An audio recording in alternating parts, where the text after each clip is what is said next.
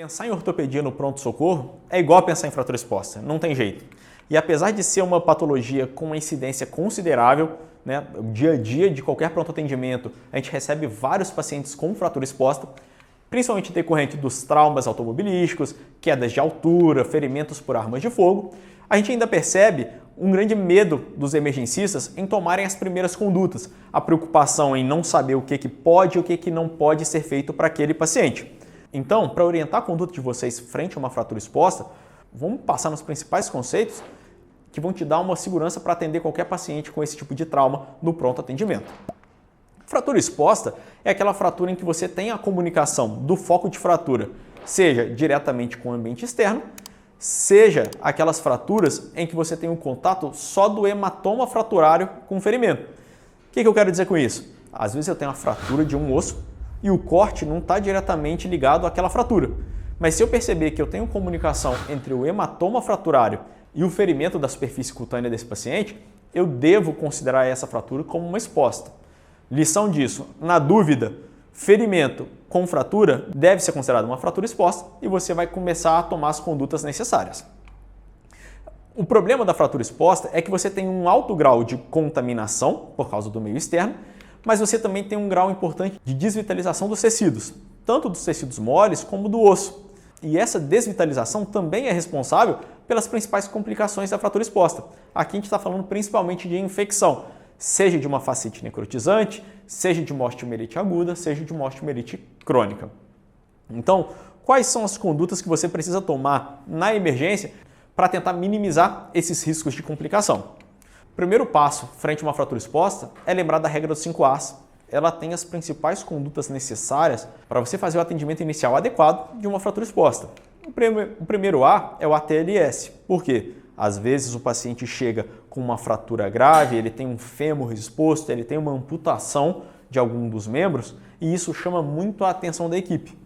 Chamar muito a atenção da equipe pode ser uma armadilha para deixar passar batido outros traumas que são até a prioridade desse paciente. Um trauma torácico ou abdominal que pode colocar em risco a vida do paciente muito mais do que aquela fratura exposta. Então, chegou a fratura exposta, considera aquele trauma como um trauma de alta energia, começa pelo ATLS. O segundo A é o antibiótico. O antibiótico ele é a medida mais importante que você, no atendimento inicial da fratura exposta, pode tomar. Iniciar o antibiótico de maneira precoce e com um espectro de cobertura adequado são fundamentais para diminuir o risco de infecção. Então, na suspeita de uma fratura exposta, até antes da radiografia, já começa um antibiótico para esse paciente. Começando um antibiótico rápido, você dá tempo, por exemplo, para esse cirurgião preparar um material adequado para um tratamento definitivo, sem precisar fazer um fixador externo, se o paciente tiver condições. O antibiótico começado de maneira imediata, ele permite até 24 horas de espera para esse paciente ser levado para o desfibrilamento cirúrgico. Então, essa é a medida fundamental que você precisa tomar frente a uma fratura exposta. Lembrar também de fazer a antitetânica, casos em que você não tenha comprovação do calendário vacinal e uma ferida que é altamente contaminada. Faz também a imunoglobulina. O tétano é uma doença que a gente consegue prevenir com essas simples medidas, mas que passam batido. Muitas vezes a gente esquece de fazer isso no pronto-socorro. O quarto A é a analgesia. E a analgesia para esse paciente é uma analgesia potente. A analgesia vai permitir para você imobilizar de maneira adequada o paciente, fazer uma avaliação radiográfica condizente com o trauma que esse paciente teve, vai também melhorar o prognóstico a longo prazo. Quanto melhor a analgesia no atendimento inicial, menor o risco desse paciente evoluir com dor crônica. E por fim, você vai alinhar aquele membro, você pode alinhar. Você não pode deixar aquele membro que chegou com uma deformidade grosseira ficar naquela postura. Essa deformidade grosseira pode ser responsável, por exemplo, pelo acotovelamento de um vaso, de um nervo, então o paciente pode estar com uma perfusão diminuída na extremidade daquele membro, simplesmente porque ele está numa postura inadequada, ele pode ter parestesias, ele pode ter praxia de um nervo, porque esse nervo ficou pressionado pela postura inadequada do paciente. Você pode piorar a lesão de pele, você pode expor uma outra região, simplesmente porque você não alinhou o membro. E esse alinhamento, eu não estou falando aqui de uma redução anatômica. Não estou falando para você tentar juntar as partes do osso desse paciente. Eu só quero que você deixe esse membro numa postura em que você limite os danos secundários dessa fratura. E a pergunta que fica é: qual antibiótico eu devo começar para esse paciente, sabendo que essa é a minha conduta mais importante na fratura exposta. Para isso, existe uma classificação, que é uma classificação de Gustilho e Anderson, que já é uma classificação antiga, mas que até hoje ela é muito boa para guiar a nossa conduta na abordagem inicial da fratura exposta. Ela se divide na avaliação de 4 passos. Esses passos vão orientar a gravidade dessa lesão e qual o espectro de antibiótico que eu preciso utilizar.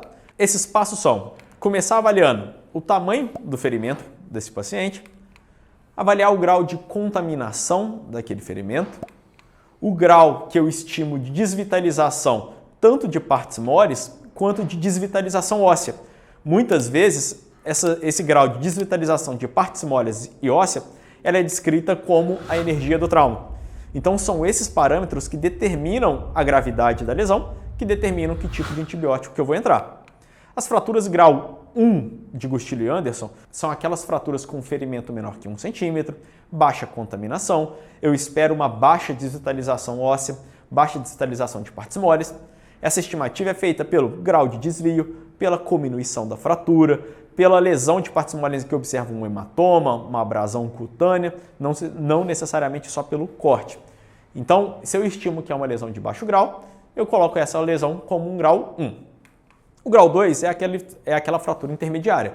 Eu tenho um ferimento ali entre 1 e 10 centímetros, eu acredito que tenha ocorrido uma moderada contaminação do ferimento, eu acredito que tenha uma moderada desvitalização de partes moles ou dos ossos.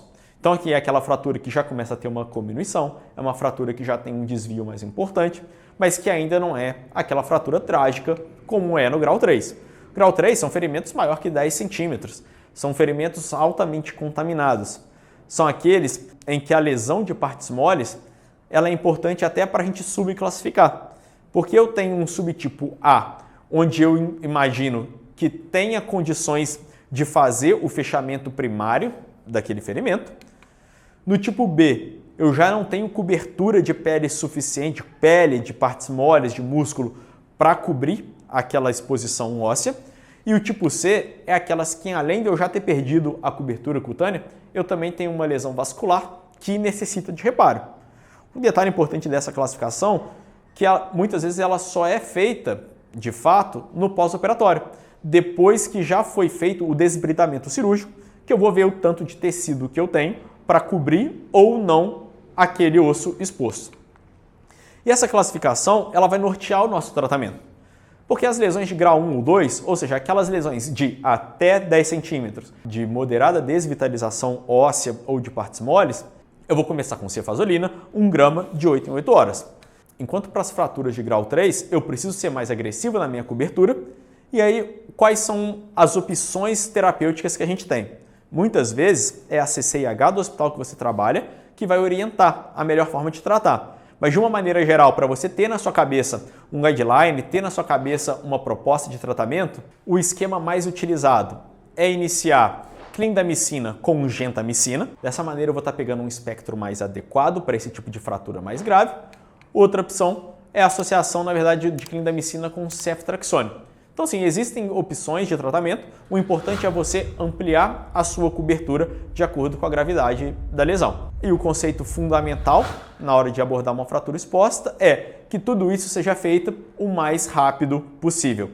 Antibiótico terapia, analgesia, antitetânica e alinhar esse membro já vão garantir um desfecho muito mais favorável para o seu paciente.